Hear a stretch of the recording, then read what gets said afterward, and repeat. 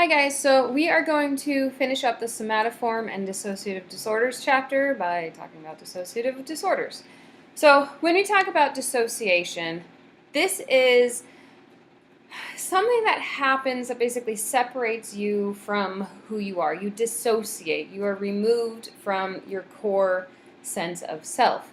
It can be defined as a disruption in the normally integrated functions of identity, consciousness, memory, and perception. So basically, you aren't quite you anymore. There's something about your identity, your sense of yourself that has been changed. Sometimes very drastically, sometimes simply by forgetting, sometimes splitting off into different personalities. These, when we diagnose, if it's because somebody is high on something, or like for instance, a lot of people who take methamphetamine may feel like a different person, or LSD, a hallucinogen, definitely a lot of people would report feelings of dissociation or being removed from themselves. That does not mean that they have a dissociation mental disorder. They're simply using a substance, and dissociation is a symptom of that. There can also be various medical conditions that could cause a sense of feeling dissociated. Certain drugs, legal prescription drugs like the various opiates like morphine and codeine and oxycontin, those can cause you to feel a sense of dissociating, depersonalization, and so on. It can result in amnesia, where you forget who you are or you forget yourself to some degree. It can be depersonalization, where you feel kind of spacey, kind of not in your body. And then you can also have it as extreme, like I said, as different personalities. That's what used to be called multiple personality disorder is now dissociative identity disorder is the proper term for it. All right, so we all dissociate. This is a typical part of human existence. We daydream. We sometimes are off in space somewhere in our minds. We miss parts of conversations. Maybe we even are driving, and I think I'm skipping ahead, but you can drive and you forget the entire experience of driving because you're just on autopilot, fantasizing, calling one number when you mean to call another. You're just sort of spacing out and not in your body, not present in the moment. You drive to one place when you were supposed to drive someplace else. I do that all the time. You read an entire page and you don't know what you've read. Or because I do a lot of active stuff, I will listen to books on like Audible. And sometimes because I'm doing something else, my mind doesn't focus on what I'm listening to. And I'll have to go back an entire chapter in order to remember, I have no idea how did this character get to this place. I have no idea because I'm not focusing on that activity. The brain has this ability to sort of dissociate from what you want to focus on, and it focuses on the most important things at the moment. Not sure whether you've done something or only thought about doing it. I do that a lot too. Seeing yourself as if looking at another person, that's a bit more unusual, but it's still not, it's not a disorder by any means. It happens. Remembering the past so vividly, you seem to be reliving it, and not sure if an event happened or it was just a dream.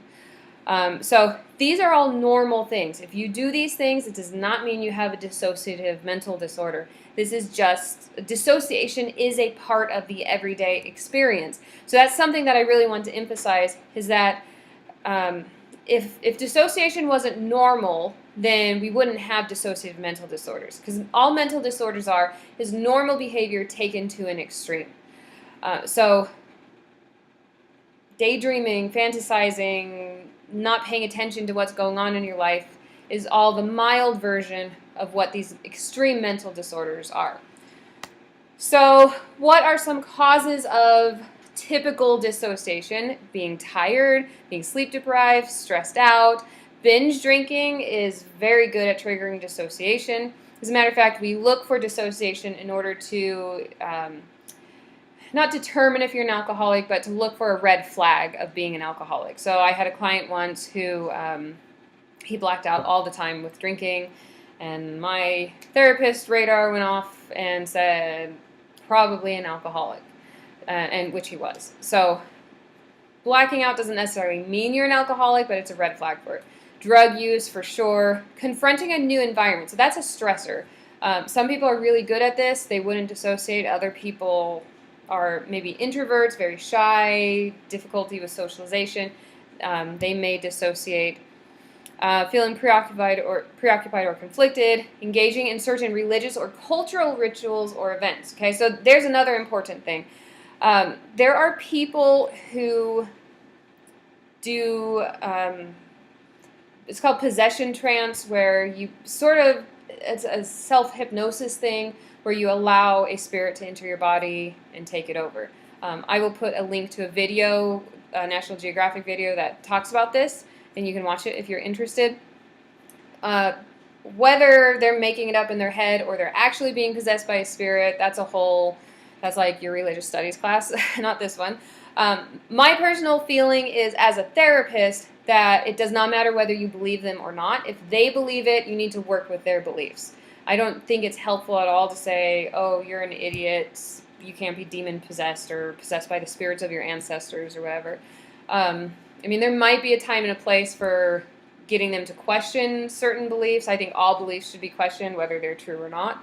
But that's probably less often the case than just sort of working with what they believe.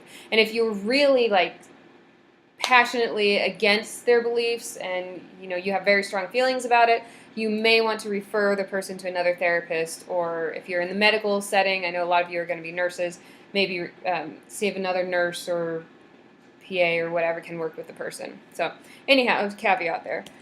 All right, so how do you diagnose a dissociative disorder? Number one, they're only concerning when they become chronic and a defining feature of people's lives. So although, like what we were just talking about with the possession trance, although you could possibly classify that person into a mental disorder like multiple personality disorder or depersonalization, it tends to be a very rare thing. It tends to be within a certain setting, like a religious celebration, and it doesn't usually interfere in other parts of their lives. So I would not diagnose that person with a dissociative disorder because it's not distressing and it is not a defining feature of their life. I am going to link to a documentary about multiple personality disorder or dissociative identity, and you will see how that disorder is like the defining feature of their lives. Everything is flavored by that disorder. It controls their life. Their life revolves around the disorder. All right, anyhow. So what clinical information do you want to look for? The quantity and the quality of the experiences. How often does this happen? How severe is it? Like I said, we all dissociate, but most of us just have mild dissociations like daydreaming, and it's not a big deal. So how often and how much do we dissociate? What cultural influences are there, like what I was just talking about, possession trance? Are they an accepted part of a religious or social experience? We would not diagnose them with a disorder, regardless of your opinion on the subject. It's not considered a mental illness. There's usually mood swings or mood changes involved. Unexplained changes in handwriting, that is a classic thing, especially with multiple personality disorder. Different personalities will often have different handwriting. Amnesia is something you would look for. All dissociative, the idea of dissociation is that you're leaving your present self and you're just going off somewhere. So there's always going to be forgetting, blackouts, and so on. Episodes of unusual or uncharacteristic behavior, unexplained sudden extended trips, time distortions or lapses, or you just all of a sudden forget what happened, or you're doing something on Wednesday and you thought it was Monday, okay, because you don't remember anything in between. Erratic behavior, and then, of course, having distinct personalities. So these are all the things, like if somebody came in to me for therapy and something triggered the idea of that maybe they have a dissociative disorder. Like, for instance, they come in one week and they act a certain way, and then the next week it's just something strange, they're acting different, or maybe they don't remember the appointment last week. These are the things that I would look for to determine if they had a dissociative disorder. All right, so these are the 4 dissociative disorders that we're going to talk about. Dissociative amnesia, dissociative fugue, depersonalization, and dissociative identity disorder. So dissociative amnesia is where you forget certain things, certain personal facts, certain things about your identity, and there doesn't seem to be a reason. It's not like the person hit their head, or like when I was in college, my dad fell off my horse and he forgot the entire day before, and then he lost his memory, what we call anterograde amnesia, where you forget, he hit his head, and then the next week or so, he forgot everything that happened in that week. So obviously that's not a mental disorder, that's an organic cause. We would not diagnose with dissociative amnesia. Dissociative fugue, this is when you forget everything. You move away, you have a new identity, new job, new name, you may remarry, have children. This could last for years. Depersonalization is, like I said before, you just feel lightheaded, outside of your body, you're not within yourself. So you have frequent episodes where you feel detached from your own mental state or body. And then dissociative identity disorder, we all know that. That's multiple personality disorder. Now what you don't know, and I'll probably talk about this later too, is that it does not have to be super dramatic. People don't always have different names for their different personalities. They don't always have these obvious signs. Sometimes it takes people a long time to get diagnosed with this because it's just very mild differences between the two. And sometimes, there's going to be a video that I'll link to about, what's his name? Herschel, the football player. I can't remember his first name all of a sudden. And he said while he was focused on football, all of his personalities were also focused on football. So they seemed very cohesive until he won the Heisman and he quit football. And then his personality sort of fell apart because they didn't have a focus. So it can be a lot more complicated than what Hollywood makes it out to be. All right, and then there are other disorders that have dissociative symptoms. So like I said before, being on drugs, substance intoxication has dissociation. Different types of psychoses, schizophrenia, psychotic breaks, they can have dissociative symptoms, but they are not a dissociative disorder. Depression can have dissociative symptoms, different personality disorders can, and then malingering, where people pretend to have a disorder, physical or mental, can also have dissociative symptoms.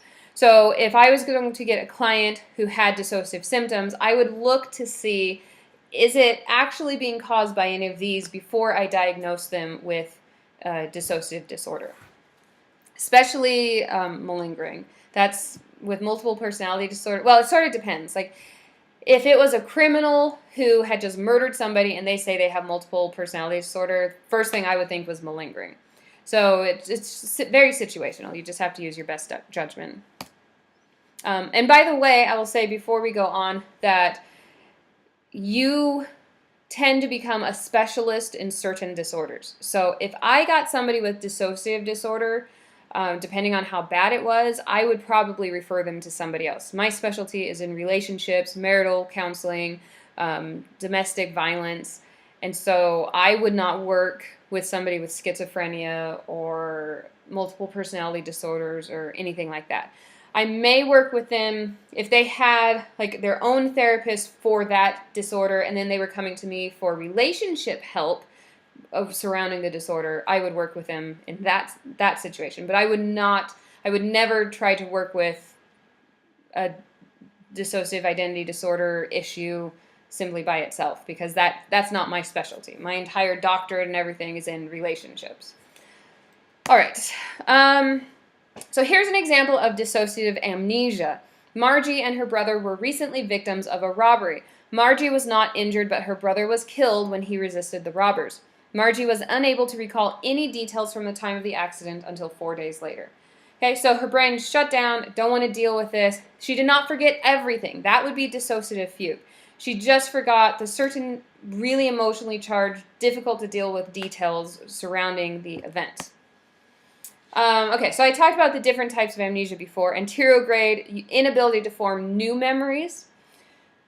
Dissociative amnesia rarely involves that. It's usually you forget things in the past, which is retrograde amnesia. So when my dad fell off a horse and he couldn't form new memories for about a week, that's something that's organic. Okay, so if somebody has a difficulty forming new memories, then I would very much be skeptical about a dissociative amnesia diagnosis.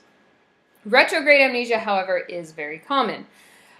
So this is loss of a memory for events that occurred before the onset of amnesia and the condition that caused it. Dissociative amnesia usually involves retrograde amnesia for personal rather than general information. Okay? So like you saw in the example, it was very specific information that was forgotten, not general stuff. If they forget general things, then I would go for either an organic cause or dissociative fugue. We call this psychogenic amnesia. This means that the cause, genesis, like to create, it's psychic. It's a psychological cause for the amnesia. Now that does not mean physical things aren't going on in the brain. Everything that's psychological is also physiological. But it is different than organic amnesia, which is due to disease, drugs, accident, surgery, etc. Okay, so diagnostic criteria from the DSM. 1 or more episodes of an inability to recall important personal information, not global, just certain specific information. And it can't be attributed to ordinary forgetfulness. I forget my keys all the time. That's not dissociative amnesia. It's more dramatic than normal forgetting. And the gaps in memory are most commonly related to trauma or an extremely stressful event. Okay, so it makes sense, and usually what they forget is surrounding that traumatic event. So the dissociative amnesia makes sense in relationship to the trauma that occurred. So it's not like, oh, I got raped and then I forget where I put my cell phone. It's not that sort of thing. It would be, I got raped and now I don't remember the entire past week. Or I can't remember what happened, I can't remember what the person looked like, and so on. All right, so there are different patterns of dissociative amnesia. Localized, which is an inability to remember all events occurring during a certain period of time. So that would be, I got raped, I forget the entire past week. That's localized. Selective is an inability to remember specific events during that time. So over the past week, I don't remember any interaction with the person who raped me. I remember other things, but nothing about him. Generalized is you just forget everything, including your identity. So this is where it gets really difficult to discriminate between dissociative amnesia and dissociative fugue, because generalized dissociative amnesia sounds a lot like dissociative fugue. But what happens in a fugue, and I'll get more into that later, but what happens in a fugue is the person takes off. In dissociative amnesia, they don't. So I stick around, but I wake up in the morning and I don't remember who I am. So continuous is the inability to recall events subsequent to a specific point in time through to the present. So I get raped and I forget everything that happens after. And a lot of times the person is catatonic and they're not moving, talking, and so on. Systematize, the inability to recall memories related to a certain category of information, such as memories related to the individual's father.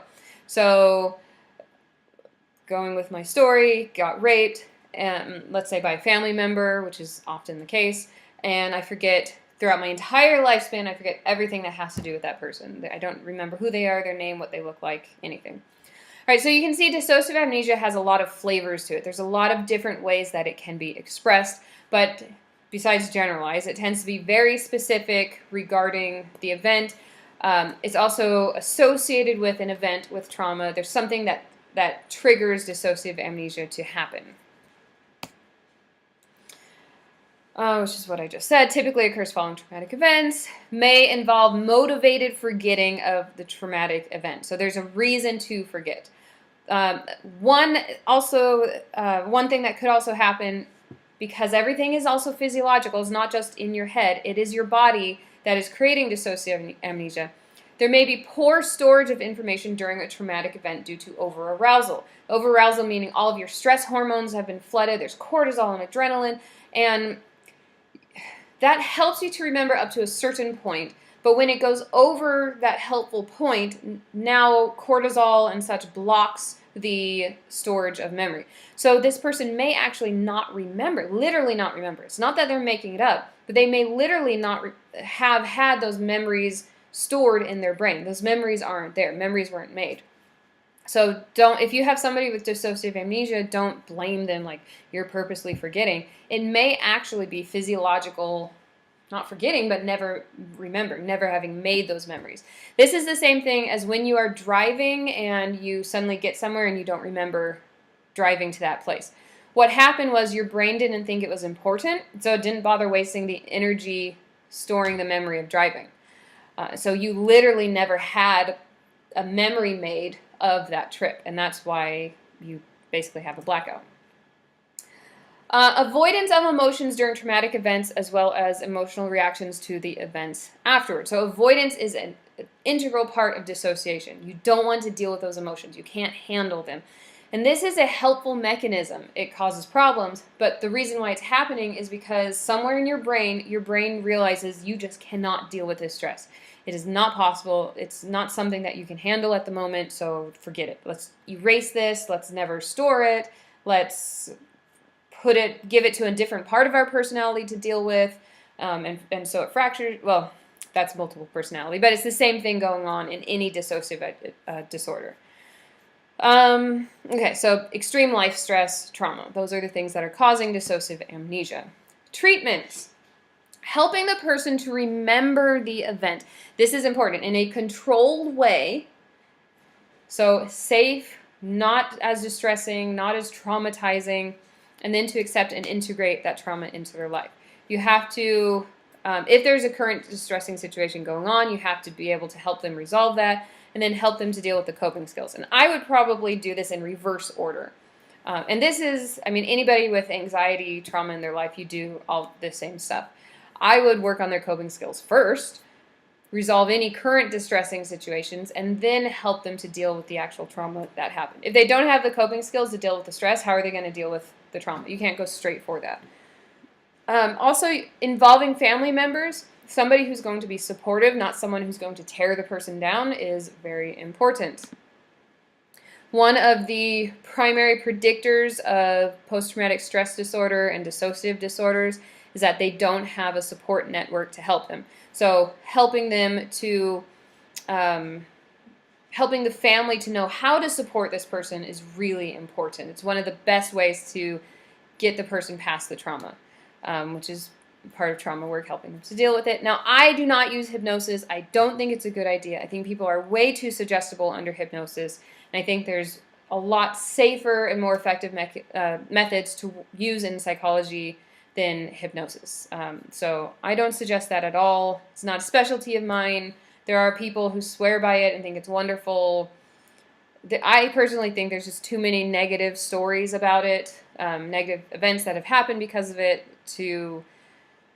I would never feel comfortable using that in therapy. But to each their own, I guess.